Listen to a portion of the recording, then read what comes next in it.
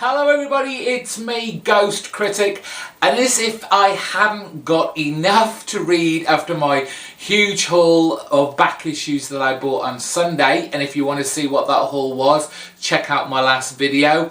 Of course, it's new comic book today, so I have another stack of comics to add to another huge stack of back issues. There's 1, 2, 3, 4, 5, 6, 7, 8, 9 books this week. Should have really been 8, but there was a new number 1 that I wanted to try out. We'll get to that. So we're kicking off this week with The Woods, issue 11 from James Tynion IV. From the cover, it looks like we are going to go back to the actual school, which is about time, because they kind of got left stranded on their own while our group of main characters wandered off into the woods and having their own little adventures. I'd like to know what's going back on at the school.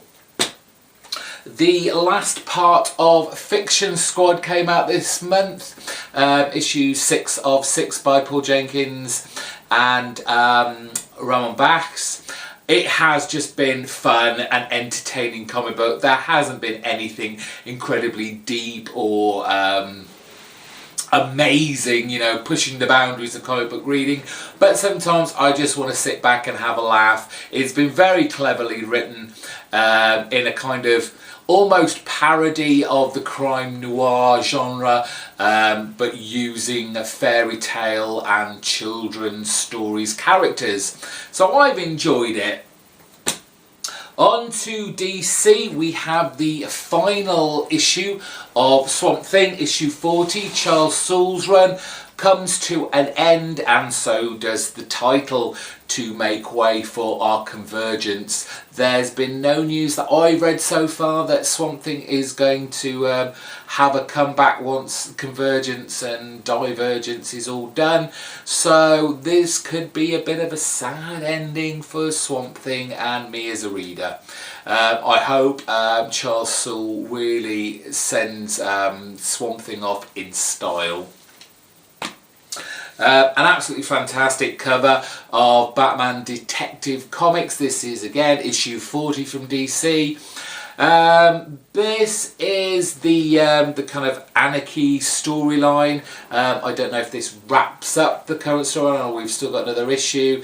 It is starting finally to come together. All those disparate storylines that we had at the beginning, we thought, how the hell do these connect? Well, last issue they did start all coming together into one kind of making sense storyline.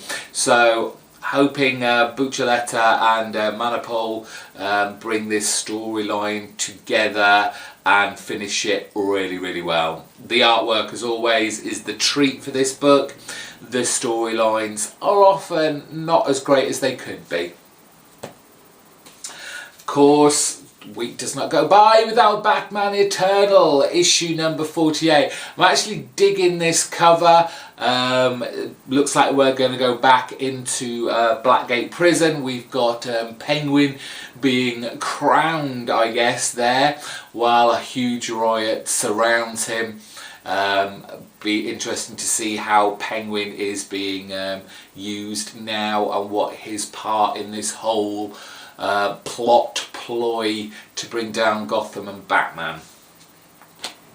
On to Image finally. We have issue 26 of Saga. Really came up a notch last month from the kind of okay, good for Saga, but not still the heights that we first saw it, but it's getting back to it. This cover, very strange. Fiona Staples getting to stretch her imaginative penmanship again, which is, I feel, has been sorely missed inside. We get issue 2 of Grant Morrison's new Image title, Nameless. This kind of horror, space, sci-fi, occult kind of book that was, as always, kind of confusing for a first issue. Hopefully Morrison starts making a little bit or some semblance of sense as the issues go on, but I really dug it. The artwork by Chris Burnham was really great. I enjoyed that probably more than the storyline, but I still really dug it. Nice to have Black Science back in my pull. Issue number 12. I'm still enjoying this kind of dimension hopping sci-fi series. I know some people have kind of dropped off of it, are getting a little bit bored of it, but I still absolutely love this. Scalero on artwork is just always a huge treat on this book. And of course it's Remender. He's doing such an amazing job right now with all the titles he has going on at Image. Finally, that new number 1 I picked up. There was a few knocking around. I know Marvel have some new number 1s this week, but I plumped for another Image number 1. It's of course Descender, a gorgeous cover there. It's Jeff Lemire and Dustin Nguyen, and sci-fi.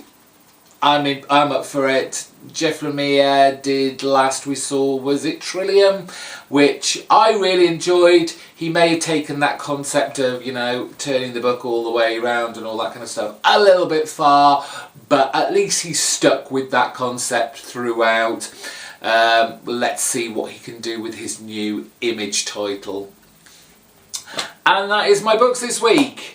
If you are new to my channel, on Friday there will be a video up of me reviewing, giving my opinions and thoughts of all those books. So if you want to know what I thought about them after I've read them, hit the subscribe button and you won't miss out on that video. Give this video a big thumbs up if you enjoyed it, and let me know what you guys picked up in the comment section down below.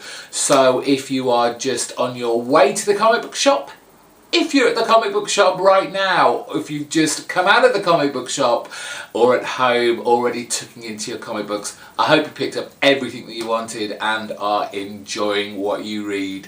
Until Friday, my folks, bye bye.